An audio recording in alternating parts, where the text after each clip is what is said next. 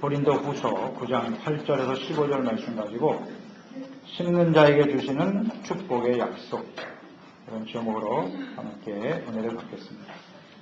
어떤 사람은 노력도 하지 않고 또 혹은 부정한 방법을 쓰는데도 계속해서 부유해지고, 또 어떤 사람은 최선의 노력을 다하고 정의롭게 사는데도 계속해서 가난해진다면 이것은 분명 공의롭지 못한 사회인 것입니다. 또 부유하게 되기까지의 노력은 평가하지 않고 부유한 자들을 무조건 가난하게 만들고, 또 가난한 사람들을 부유하게 만드는 것을 목표로 삼는다면 이 또한 공의롭지 못한 것입니다.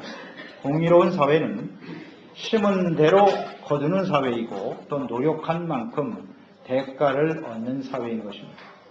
하나님의 나라는 공의로운 나라입니다. 그래서 가난한 사람에게 주기 위해서 가진 사람의 것을 빼앗는 것이 아니라 오히려 진실되고 충성된 사람에게 더 주시고, 거짓되고 게으른 사람에 있는 것도 빼앗기는 것, 이것이 이제 하나님의 나라의 속성입니다. 그래서 하나님의 나라는 심은 대로 거두게 되는 것입니다. 그러니까 하나님의 나라의 백성은 심지 않으면 결코 거둘 수 없습니다.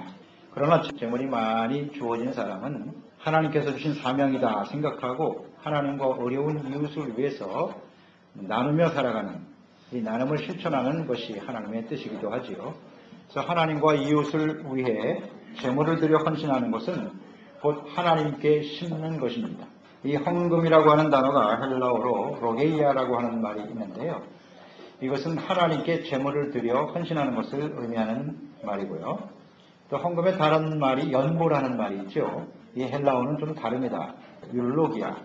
율로기아는 영어의 블레스고요. 에스파뇰은 벤데시르죠. 이 율로기아라고 하는 말의 의미는 복을 심는다는 의미를 갖고 있어요. 이 복을 심는다라고 하는 율로기아, 연보, 헌금의 진정한 의미는 세 가지로 나타날 수 있는데, 하나는 하나님께로부터 복을 받는다, 그런 의미고요. 또 두 번째 의미는 하나님께로부터 받은 복을 함께 나눈다, 심는다 라는 의미고, 또 하나는 하나님을 찬양하고 찬미한다 라는 세 가지의 의미를 가지게 됩니다. 재물을 들여 하나님께 헌신하는 일은 하나님께서 주신 복을 감사하고 찬양함으로 어려운 이웃과 함께 나누는 것, 다른 사람들이 복을 받을 수 있도록 헌신하고 드리는 것, 이것이 율로기하여 헌금의 진정한 의미라는 뜻입니다. 우리가 하나님께 헌신하여 드리는 삶을 실천하며 살아가는 이유가 단지 대가를 받거나 상급을 바라고 하는 것이 되어진다면 그것은 진정한 헌신의 의미는 아닌 것입니다. 유명한 성 어거스틴이 이런 말을 했습니다. 만일 이웃을 돕는 것이 대가로 받을 상급을 위해서 심는 것이라면 우리가 눈물을 흘리면서 뿌릴 이유가 없다라고 했습니다. 우리는 다만 하나님의 은혜에 감사해서 마땅히 해야 할 일이기 때문에 최선을 다해서 하나님과 이웃을 위해 헌신하는 삶을 살아가야 하는 것입니다. 헌신이라고 하는 것은 은혜 받은 자로서 마땅히 해야 할 일임에도 불구하고 오늘 본문 말씀에 보면 하나님께서 이렇게 하나님과 이웃을 위해 기쁘고 즐거운 마음으로 열심으로 정성껏 준비하여 헌신하여 드리는 사람들에게 축복의 약속을 주고 계십니다.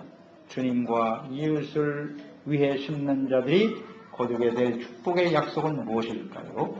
그 첫째는 모든 것이 넉넉하고 풍성하게 하시고 모든 착한 일을 넘치게 하게 하시는 축복입니다.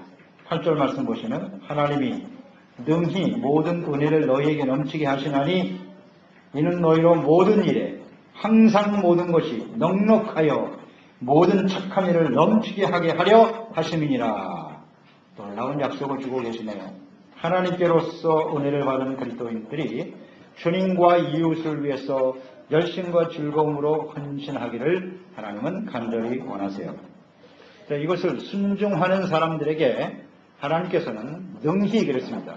하나님의 전능하신 능력으로 모든 은혜로 인하여 은혜로 항상 모든 일에 모든 것이 넉넉하다, 이런 풍성한 축복을 약속해주고 계시네요. 여러분 한번 생각해 보세요. 우리가 어떻게 해야 재물의 복을 누리며 부유한 삶을 살 수 있을까요? 악한 방법은 빼고요. 정상적인 방법으로 우리가 부를 얻기 위해서는 어떻게 해야 될까? 부자가 되는 방법, 첫째는 부를 세습받는 일이겠죠. 부자인 부모를 만나서 그 밑에서 태어나면 부자가 될 수 있겠지요. 또 하나의 방법은 자신의 능력을 극대화시키는 거죠. 그래서 열심히 공부하고 열심히 노력하고 또 열심히 사업하고 일해서 성공하는 길, 그런 방법이 있을 것입니다. 그러나 평범한 보통 사람들이 부자가 되기는 참으로 어려운 세상입니다.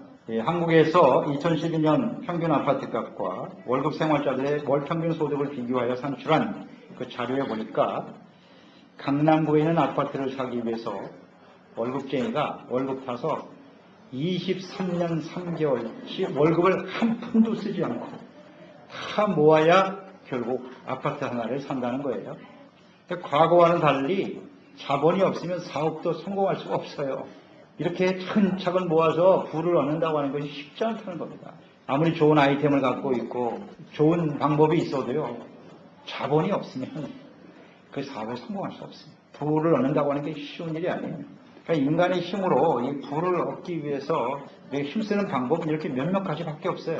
이런 방법이 아니고서는 부자가 될 수가 없어요.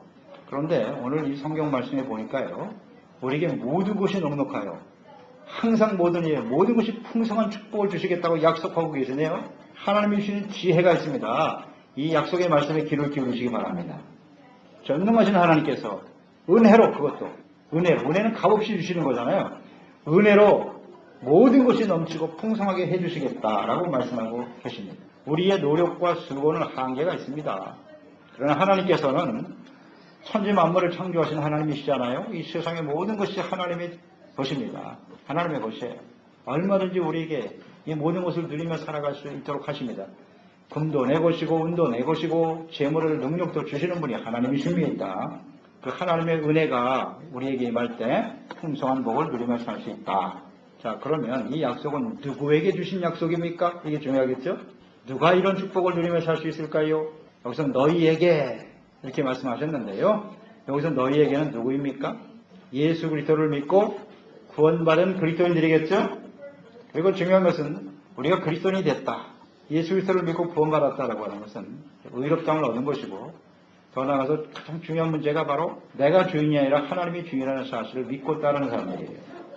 그러니까 재물이 나의 삶의 주인이 아니라 하나님이 나의 주인이라는 사실을 인정하는 거예요. 이런 사람이 너희입니다.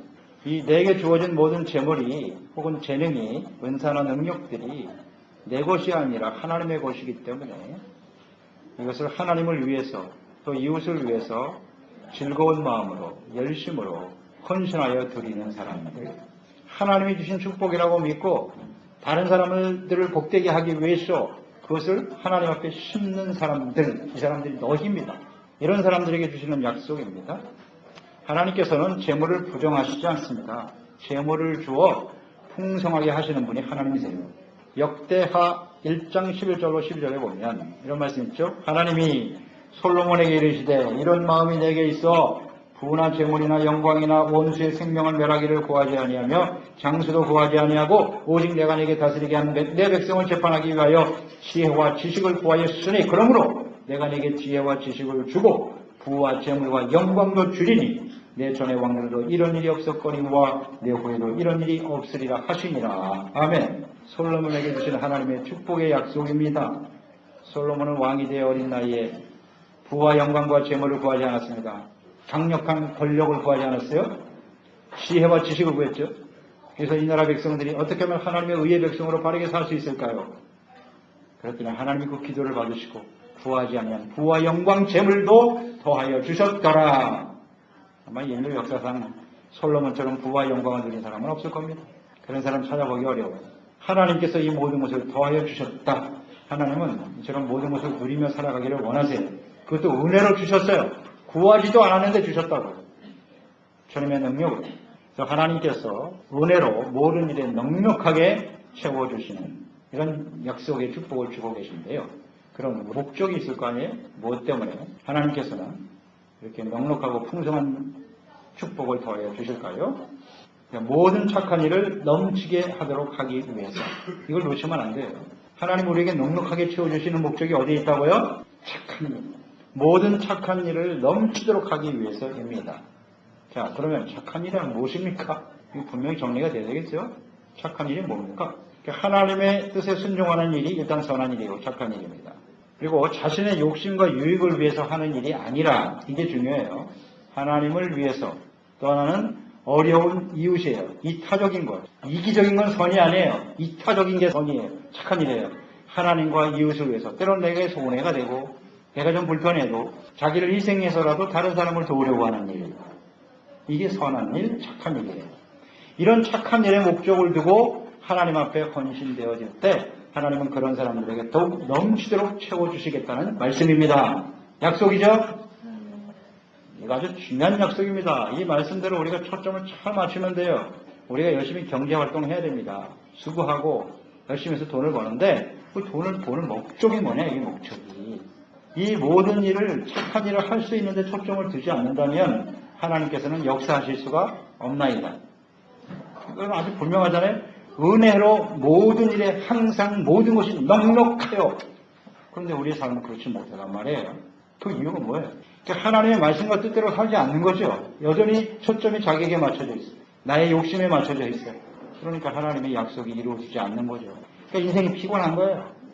애를 써도 안 되는 거죠. 그렇지 않습니까, 여러분? 재물이라는 것이 우리가 열심히 수고한다고 해서 탁탁 얻어주면 좋은데 세상이 그렇지가 않아요. 쉽지 않습니다. 오늘 이 말씀이 분명하잖아요. 목적을 분명히 하고 기쁨과 즐거운 마음으로 하나님께 헌신하자. 여기에 달려있다고요. 얼마나 헌신하느냐, 나눔을 실천해 가느냐 하는 것에 목적을 둘 때 하나님이 채워주시겠다. 간단하지 않습니까? 이런 사람을 하나님께서는 의롭다고 여기시고 또 이 착한 일을 위해서 작은 일, 너무 큰 일을 생각할 거 없어요.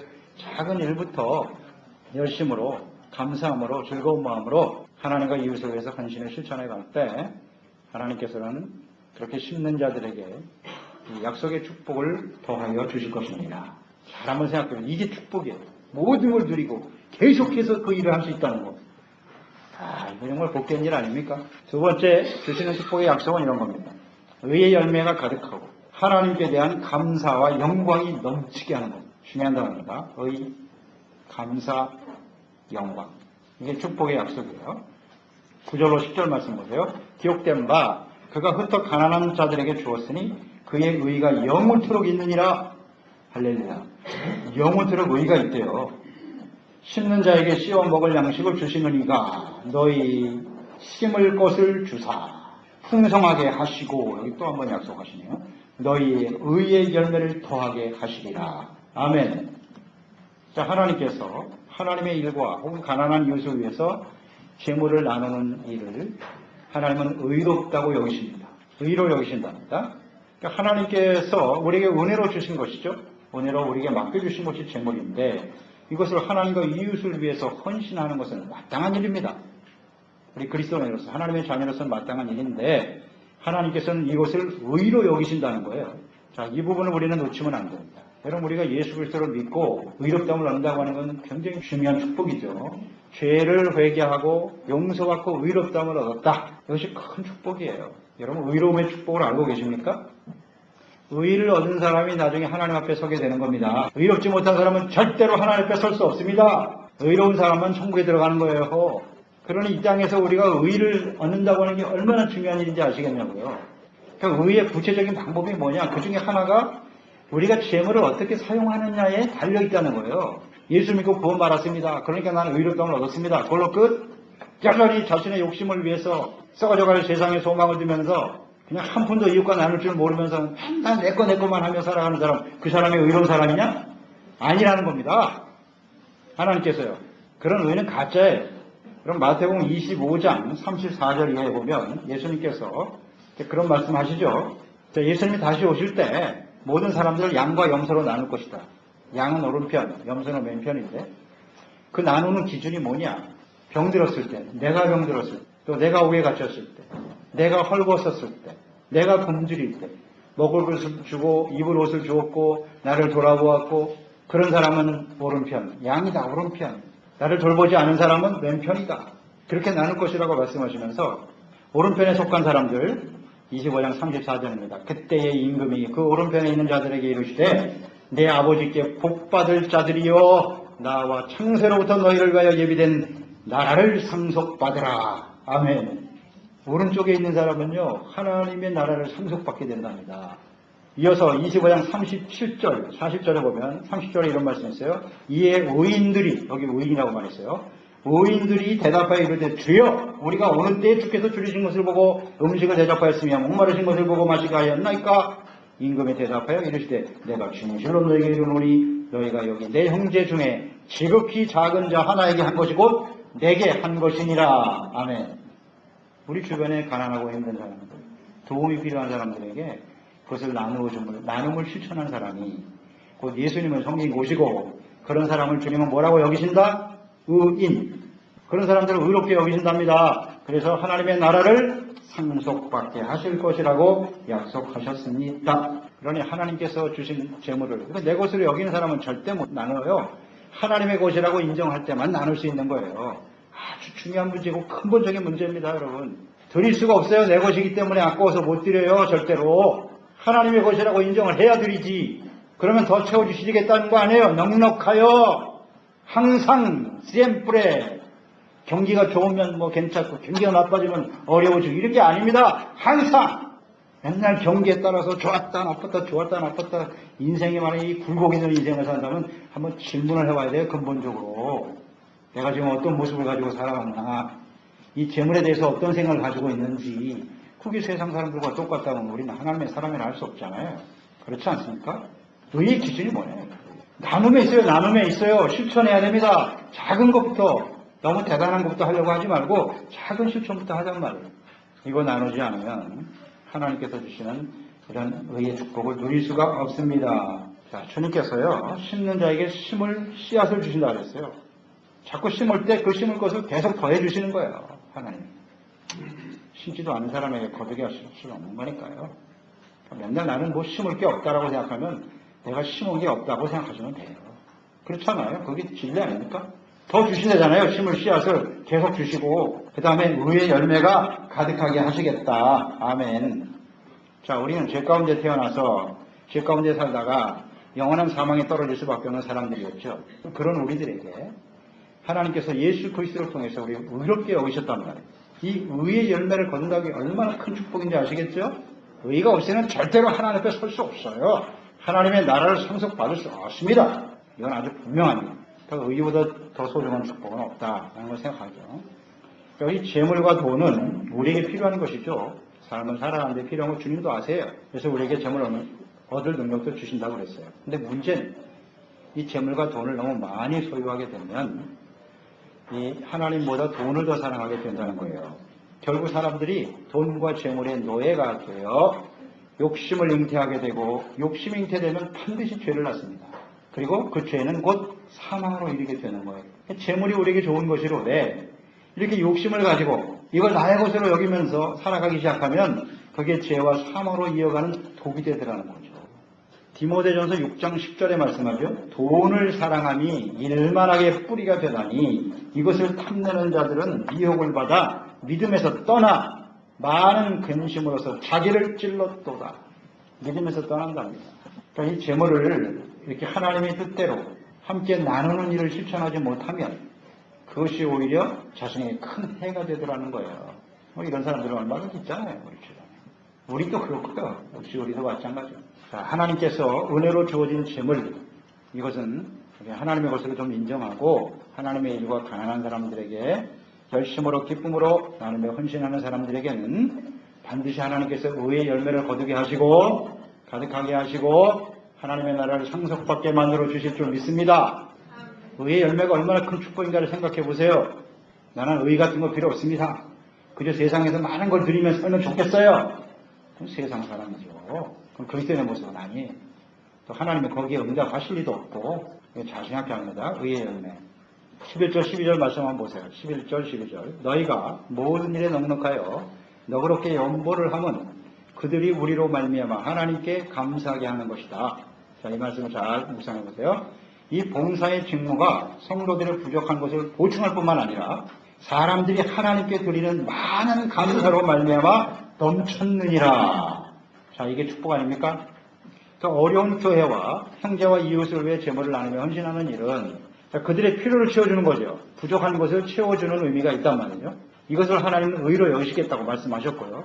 하지만 단순히 어떤 물질적인 필요를 채워주는 일만이 아니라 그 도움을 받는 사람들로 하여금 그 도움을 받은 다음에 하나님께 감사가 넘치는 삶을 살게 한다는 거예요. 이게 얼마나 귀한 일이냐는 거죠. 가난하고 어려운 이웃을 돕는 일, 이것이 받는 사람들의 입장에서 생각해 보면 은혜를 받는 것이잖아요. 도움을 받는 거니까 상대방으로부터. 은혜를 받는 것인데 누군가에게 도움을 받는다고 하는 것이 부담스러운 일일 수 있어요. 감사보다는 반드시 갚아야 된다라고 하는 채무감을 갖게 돼서 오히려 마음이 불편할 수도 있어요. 하지만 이것을 나누어주는 사람이 자신의 것을 나누어주는 것이 아니라 하나님이 내게 맡겨주신 하나님의 것을 그 사람들에게 정말 감사하는 마음으로, 친절한 마음으로 대가 없이 드리는 거예요. 그런 도움을 받게 되었을 때 이 사람들은 사람에게 감사하는 것이 아니라 하나님께 감사하게 된다는 거죠. 이게 진실한 나눔이죠. 진실한 나눔을 실천할 때 그 도움을 받은 사람들이 오직 하나님께 감사하게 된다. 그러니까 다른 사람들이 하나님께 감사할 수 있다면 그 귀한 일 아닙니까? 그게 진정한 축복 아닌가요? 그러니까 어려운 처지에 절망하고 고통하던 이웃들이 하나님의 은혜를 깨닫게 되고 하나님께 감사하고 주님을 더욱더 사랑하고 섬기게 되는 일이 일어난다면 이것처럼 같이 극복된 일이 어디 있느냐 하는 것입니다. 그러니까 하나님의 은혜를 깨닫고 감사하는 사람들은 내가 값없이 은혜를 받았으니까 하나님께 감사하는 사람은 이제 또 다른 사람을 보게 돼요. 아, 내가 어려울 때 이렇게 하나님께 도움을 받았지. 그러니까 다른 사람들은 어떨까? 어려운 사람들에게 함께 이 감사를 또 실천하게 되는 거예요. 이 나눔을 실천함으로써 모든 사람이 다 감사가 넘쳤느니라. 이런 삶을 만들어내기 때문에 이게 복된 것이라는 겁니다. 여러분, 감사의 분량이 행복의 분량이라는 것을 아십니까? 우리가 얼마나 감사하느냐, 그것이 얼마나 행복하느냐와 연결이 되어 있어요. 아무리 많은 것을 가지고 있어도 감사할 줄 모르는 사람, 행복한 사람이 아니에요. 그런데 내가 받은 은혜를 함께 나눔으로써 그 도움을 받은 사람 모두가 다 하나님께 감사하고 또 감사로 헌신한다면 이게 정말 행복한 세상 아닙니까? 이게 진짜 복이죠. 여러분, 이 감사로 하나님께 영광을 돌린다고 하는 것이 어떤 결과를 만들어내느냐. 편 50편 23절에 보면 감사로 제사를 드리는 자가 나를 영화롭게 하나니 그 행위를 옳게 하는 자에게 내가 하나님의 구원을 보이리라. 아멘. 감사로 제사를 드리는 자가 하나님을 영화롭게 하는 것이래요. 그러면 내가 그들에게 구원을 보이신답니다. 하나님의 약속이잖아요. 그러면 내가 하나님 앞에 그 어려운 사람과 나누고 실천함으로써 그들이 하나님께 감사로 하나님께 제사 드리고 영광을 돌리게 되면 그 사람에게 하나님의 구원이 임한단 말이에요. 할렐루야. 이게 얼마나 큰 축복이에요. 다른 사람들을 행복하게 해주고 감사하게 만들고 하나님의 구원의 은혜를 누리며 살게 한다니 이보다 더 큰 축복이 어디 있어요. 13절 말씀을 보세요. 9장 13절에 보면 이 징무로 증거를 삼아 너희가 그리스도의 복음을 진실히 믿고 복종하는 것과 그들과 모든 사람을 섬기는 너희 후한 연보로 말미암아, 이게 원인이잖아요. 후한 연보로 말미암아 하나님께 영광을 돌리게 된대요. 하나님께 주신 재물을 나누는 직무를 얘기하는 겁니다. 이 직무를 잘 감당함으로써 은혜 받은 사람들이 하나님께 감사할 뿐만 아니라 하나님께 영광을 돌리게 된답니다. 하나님께 영광을 돌리게 된대요. 저는 이 말씀 이렇게 묵상하면서 마태복음 19장에 있는 부자 청년 관원이 떠올랐어요. 부자 청년 관원이 예수님께 나왔죠. 예수님, 내가 어떻게 영생을 얻겠습니까? 무슨 일을 해야 영생을 얻을 수 있습니까? 라고 질문했어요. 그럴 때 예수님께서 그래? 그럼 내가 율법을 지켰느냐? 하고 율법에 대해서 말씀하셨죠. 율법은 10계명 중에 1계명에서 4계명은 하나님을 사랑하는 계명이고 5계명에서 10계명은 이웃사랑이죠. 하라 여기부터 시작해서 예수님께서 율법이라고 하신 말씀이 1에서 4계명이 아니라 5계명에서 10계명을 물었어요. 이웃을 사랑하는 이 계명을 실천했니? 그랬더니 이 청년이 그건 제가 어렸을 때부터 다 잘 지켰어요. 그래, 잘했다. 그러면서 예수님께서 한 가지 너에게 부족한 것이 있는데 내가 보니까 재물이 많구나. 그 재물을 가난한 사람에게 나눠주고 그 다음에 나를 따라와. 그러면 하늘에 보화가 있으리라. 자, 이 말씀을 들은 청년이 어떻게 했어요? 걱정이 많아. 근심하여 돌아갔더라 그랬어요. 이 재물을 나눠주고 주님을 따르라고 하니까 그게 아까워서 나눌 수가 없어요. 그래서 결국 예수님을 떠나고 말았습니다. 자, 이게 참 안타깝죠? 그가 하나님 앞에 보화를 얻을 수 있는 소중한 기회였는데 영생과 보화를 동시에 놓쳐버렸다. 하는 생각을 하게 됩니다. 자, 저는 이렇게 생각해 봤어요. 만약 이 부자 청년이 재물을 흩어 가난한 사람들에게 나누어주고 주님을 따랐다면 어떤 일이 벌어졌을까요? 그 재물을 가지고 어려운 사람들에게 나눠주고, 자, 그의 선한 일로 인해서 일단 많은 사람들이 오늘 말씀처럼 하나님께 감사하는 일이 벌어지겠다. 나눔을 받았으니까 값없이 주는 거예요. 뭐 대가를 위해서 주는 것도 아니고 그냥 주님이 나눠주시라니까 나는 실천합니다. 받은 사람이 감사할 거 아니에요. 하나님께 감사하고. 또 하나는 저 사람은 도대체 어떤 사람이냐. 돈 아깝지 않은 사람이 어디 있어요.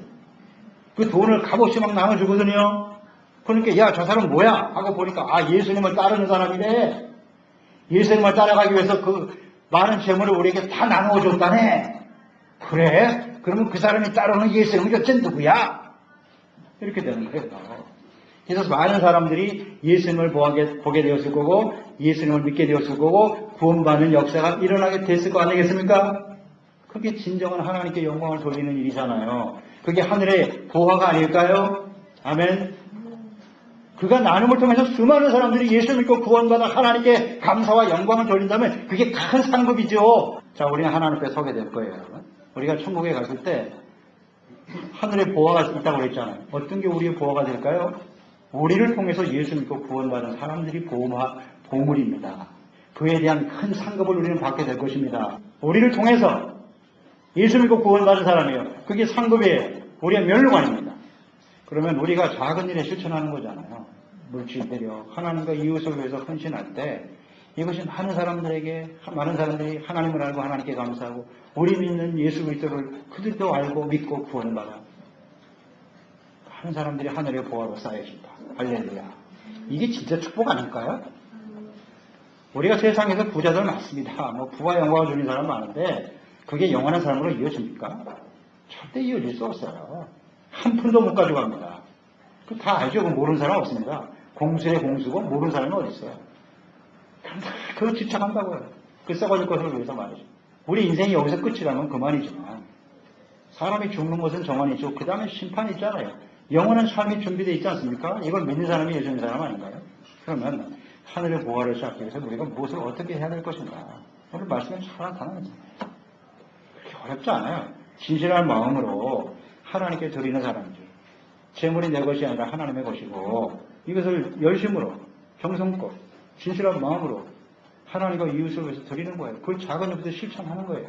그러면 하나님이 기뻐하시고 이런 축복의 약속 우리에게 주시잖아요. 하나님의 은혜로 전능하신 능력으로 항상 모든 것이 넉넉하여 착한 일을 넘치도록 하게 하려 하심이니라. 아멘. 자, 이게 우리 좋은 인생의 약속이잖아요. 그죠? 세상에서 그냥 잘 먹고 잘 살았다.